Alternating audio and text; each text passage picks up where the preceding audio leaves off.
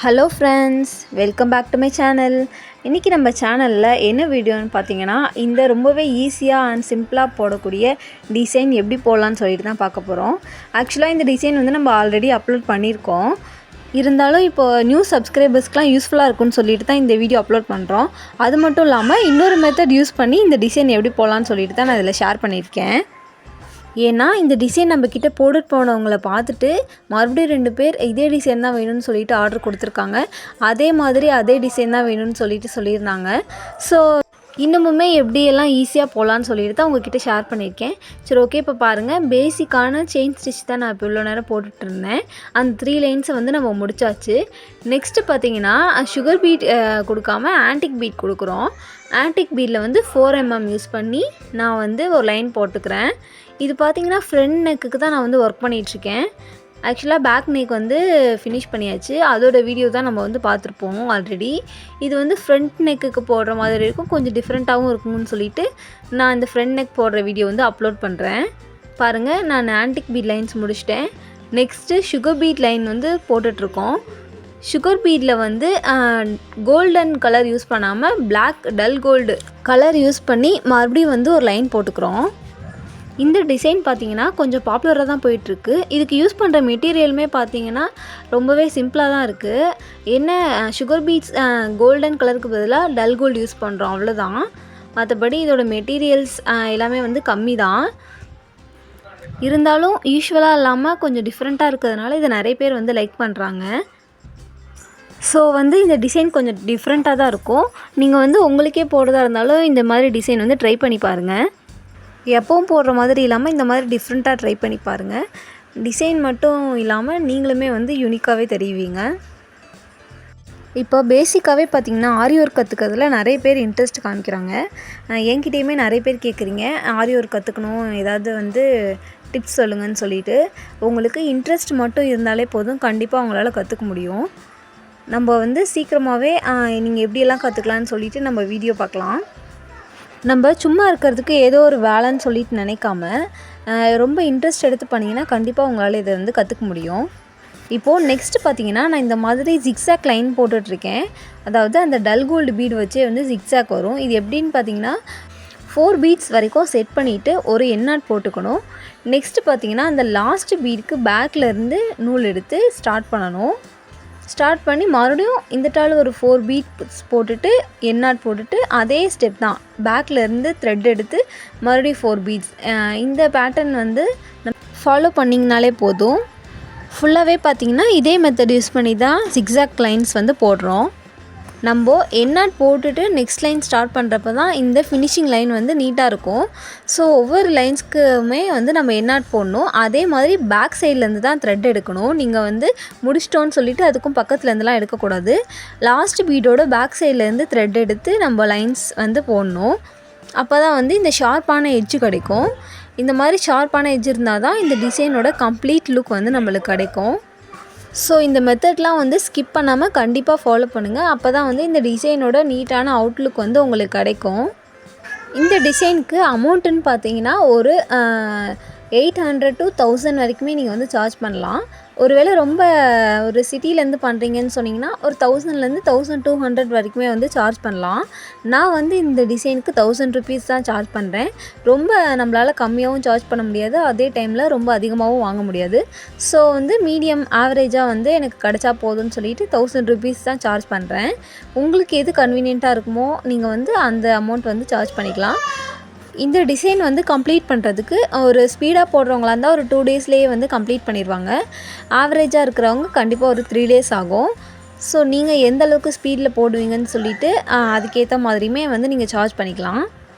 இப்போது நெக்ஸ்ட்டு பார்த்திங்கன்னா இந்த மாதிரி யூனிக்கான டிசைன்ஸ் வேணும், அதே டைம் வந்து மெட்டீரியல்ஸுமே ரொம்ப கன்வீனியண்ட்டாக இருக்கணும்னு சொல்லிட்டு என்கிட்ட நிறைய பேர் கேட்குறீங்க. நம்ம வந்து ரெகுலராக அதுக்கான வீடியோஸ் வந்து பார்க்கலாம்.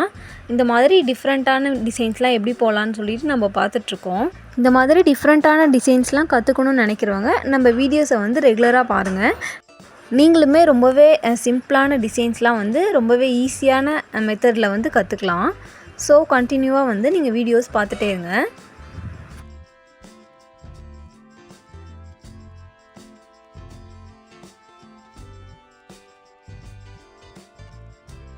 இப்போ பாருங்கள், நான் ஃபுல்லாகவே வந்து கம்ப்ளீட் பண்ணி முடிச்சிட்டேன். இந்த ஜிக்ஸாக் லைன்ஸ் ஃபுல்லாகவே நம்ம கம்ப்ளீட் பண்ணிட்டோம். நெக்ஸ்ட்டு பார்த்தீங்கன்னா சில்க் த்ரெட்டு யூஸ் பண்ணி ஃப்ரெஞ்ச் நாட் போடுறோம். சில்க் த்ரெட்டை வந்து 8 கவுண்டில் நார்மல் நடியில் கோத்துருக்கோம். அதை வச்சு தான் வந்து இப்போ ஃப்ரெஞ்ச் நாட் போட்டுட்ருக்கோம். இந்த ட்ரையாங்கிள் ஷேப்புக்குள்ளே ஒரு ஃப்ரெஞ்ச் நாட்டும், இந்த 2 ட்ரையாங்கிளுக்கு சென்டரில் பார்த்திங்கன்னா ஒரு லாங் ஃப்ரெஞ்ச் நாட் சீக்வன்ஸ் வச்சும் வந்து நம்ம போட போகிறோம். இந்த மெத்தட் ஃபாலோ பண்ணி தான் இது ஃபுல்லாகவே வந்து கம்ப்ளீட் பண்ண போகிறோம்.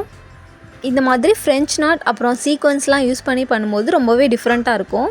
ஸோ அதை தான் வந்து நான் ஃபாலோ பண்ணுறேன். நீங்களும் இந்த மெத்தட் யூஸ் பண்ணியே வந்து ட்ரை பண்ணி பாருங்கள். நம்ம நார்மல் நீடியில் ஃப்ரெஞ்ச் நாட் போடுறதுங்கிறது ரொம்பவே ஈஸியான மெத்தடாக தான் இருக்கும். நம்ம நீடியில் வந்து எடுத்துகிட்டு அதை சுற்றி ஒரு 2 ரவுண்ட் வந்து நம்ம சுற்றிக்கிட்டால் போதும். சுற்றிட்டு மறுபடியும் அதே இடத்துல வந்து இன்சர்ட் பண்ணிவிட்டு இழுத்திங்கன்னா ஒரு ஃப்ரெஞ்ச் நாட் விழுந்துடும். ஸோ பார்த்திங்கன்னா ஃப்ரெஞ்ச் நாட் போடுறதும் ரொம்பவே வந்து ஈஸியான ஒரு மெத்தட் தான். கண்டிப்பாக இந்த டிசைன் வந்து நீங்கள் ட்ரை பண்ணி பாருங்கள். ரொம்பவே வந்து நீட்டாக அவுட்லுக்கெல்லாம் வந்து ஃபினிஷிங்காக வரும். நீங்கள் எந்த அளவுக்கு இன்ட்ரெஸ்ட் எடுத்து பண்ணுறீங்கன்னு சொல்லிட்டு தான் இருக்குது. எந்த அளவு இன்ட்ரெஸ்ட் எடுத்து ஒரு விஷயத்த பண்ணுறோமோ அந்த அளவுக்கு வந்து நம்மளுக்கு அவுட்லுக் வந்து ஃபினிஷிங்காக இருக்கும். இப்போது எனக்கு பார்த்திங்கன்னா பர்சனலாக இன்ஸ்பிரேஷன் ஸ்பீச் கேட்குறதுக்கு ரொம்பவே பிடிக்கும். நான் எப்போல்லாம் வந்து அப்செட்டாக ஃபீல் பண்ணுறேனோ, அதாவது மைண்ட் அப்செட்டாக இருக்குது, இல்லை வந்து நம்ம ஹெல்த் இஷ்யூ அந்த மாதிரி இருந்தாலுமே நான் இந்த மாதிரி ஸ்பீச்சஸ்லாம் வந்து நிறைய கேட்பேன். அந்த மாதிரி கேட்குறப்பெல்லாம் நம்மளுக்குமே ஏதாவது ஒன்று பண்ணணும்னு சொல்லிட்டு கண்டிப்பாக வந்து ஒரு மோட்டிவாக இருக்கும்.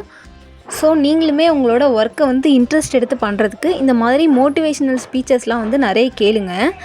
உங்களுக்கு ரொம்பவே இன்ஸ்பயராக இருக்கும். இப்போது ரீசெண்டாக பார்த்திங்கன்னா நான் ஒருத்தவங்களோட ஸ்பீச் கேட்டிருந்தேன். அது எனக்கு ரொம்பவே பிடிச்சிருந்தது.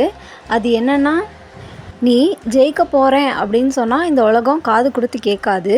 இதே நீ ஜெயித்ததுக்கப்புறம் சொன்னால் நீ சொல்ல வர விஷயத்த கண்டிப்பாக இந்த உலகம் காது கொடுத்து கேட்கும் அப்படின்னு சொல்லியிருந்தாங்க. இதுக்கு அர்த்தம் என்னன்னு பார்த்தீங்கன்னா, நம்ம ஜெயிக்கிறதுக்கு முன்னாடியே கண்டிப்பாக நான் வந்து ஒரு நாள் ஜெயிச்சிருவேன் அப்படின்னு சொல்லிகிட்டே இருந்தோம்னா ஏதோ உளறிட்டுருக்கோன்னு சொல்லிட்டு தான் நம்மளை நினைப்பாங்க. இப்போ இதே ஒரு விஷயத்தை நம்ம அச்சீவ் பண்ணிட்டோம் அப்படின்னா, நீ எப்படி இதெல்லாம் பண்ணினன்னு சொல்லிட்டு அவங்களே வந்து கண்டிப்பாக நம்மக்கிட்ட கேட்பாங்க. அதே மாதிரி அவங்களும் ஃபாலோ பண்ணலான்னு சொல்லிட்டுலாம் நினைப்பாங்க. ஸோ அச்சீவ் பண்ணுறதுக்கு வந்து ஹார்ட் ஒர்க் தான் ரொம்ப முக்கியம். ஒவ்வொருத்தவங்களுக்கும் ஒவ்வொரு பாயிண்ட் ஆஃப் வியூ இருக்கும். நான் வந்து இந்த சென்டென்ஸை இப்படி தான் எடுத்துக்கிட்டேன். உங்களுக்கு எந்த மாதிரி புரியுதுன்னு சொல்லிட்டு எனக்கு கமெண்ட் பண்ணுங்கள். அப்புறம் இந்த மாதிரி மோட்டிவேஷ்னல் ஸ்பீச்சஸ்லாம் கேட்குறது உங்களுக்கும் பிடிக்குமான்னு சொல்லிட்டு எனக்கு கண்டிப்பாக கமெண்ட் பண்ணுங்கள். எனக்குமே இந்த மாதிரி ஸ்பீச்லாம் கேட்குறது ரொம்ப பிடிக்கும். ஸோ உங்களுக்கு தெரிஞ்ச யாரோட ஸ்பீச்சாவது அதிகமாக மோட்டிவ் பண்ணுற மாதிரி இருந்தால் எனக்குமே ரெக்கமெண்ட் பண்ணுங்கள். இப்போ பார்த்திங்கன்னா நான் இது ஃபுல்லாகவே வந்து கம்ப்ளீட் பண்ணி முடிச்சிட்டேன். நெக்ஸ்ட்டு பார்த்திங்கன்னா அந்த புட்டாஸ் வந்து எப்படி வைக்கிறதுன்னு சொல்லிட்டு பார்க்கலாம். இந்த புட்டாஸ்க்கு போன டைம் நான் யூஸ் பண்ணும்போது 80 ஸ்டோன் ஸ்டிச் பண்ணுற மாதிரி இருக்க ஸ்டோன் வந்து யூஸ் பண்ணேன். இப்போ நிறைய பேருக்கு அந்த மாதிரி ஸ்டோன்ஸ் கிடைக்கல அப்படின்னா நீங்கள் இந்த மாதிரி கிளிப் ஸ்டோன் கூட யூஸ் பண்ணிக்கலாம். ரவுண்ட் ஷேப்பில் இருக்க கிளிப் ஸ்டோன் யூஸ் பண்ணுறேன்.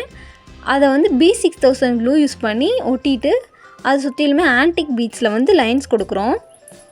நெக்ஸ்ட்டு பார்த்திங்கன்னா இது ட்ராப் ஷேப் பீடு. இந்த ட்ராப் ஷேப் பீடு யூஸ் பண்ணி ஒவ்வொரு ஆன்டிக் பீடுக்கு மேலேயுமே ஒரு ட்ராப் ஷேப் பீடு வந்து வைக்கிறோம். இது பார்த்திங்கன்னா ஒரு ஃப்ளவர் பேட்டர்னில் இருக்கும். இந்த மாதிரி ஃப்ளவர் ஷேப்பில் தான் வந்து நம்ம ஃபுல்லாகவே புட்டாஸ் வந்து போட்டிருப்போம். போன வீடியோ பார்த்தவங்களுக்கு இது புரியும்னு நினைக்கிறேன். இப்போ இதே பேட்டர்ன் தான். நெக்ஸ்ட்டு பார்த்தீங்கன்னா 2 ஆன்டிக் பீடுக்கு நடுவில் இருக்க கேப்பில் வந்து ஒரு long French not and sequence use பண்ணி நம்ம ஃபில் பண்ணுறோம். இப்போ பார்த்தீங்கன்னா ஃப்ளவரோட ஃபினிஷிங் வந்து நம்மளுக்கு கிடச்சிருச்சு. இதே மாதிரி தான் வந்து நம்ம எல்லா புட்டாஸ்க்குமே வந்து போடுறோம். உங்களுக்கு எங்கெங்கெல்லாம் வந்து புட்டாஸ் வேணும்னு நினைக்கிறீங்களோ அங்கெல்லாம் வந்து இந்த மாதிரி பேட்டர்ன் யூஸ் பண்ணி நீங்கள் ஃப்ளவர் ஷேப்பில் ஒரு புட்டாஸ் வச்சுக்கலாம். ரொம்ப ஈஸியாக குயிக்காக வந்து ஒரு ஃப்ளவரை வந்து நம்ம கொண்டு வந்துட்டோம்.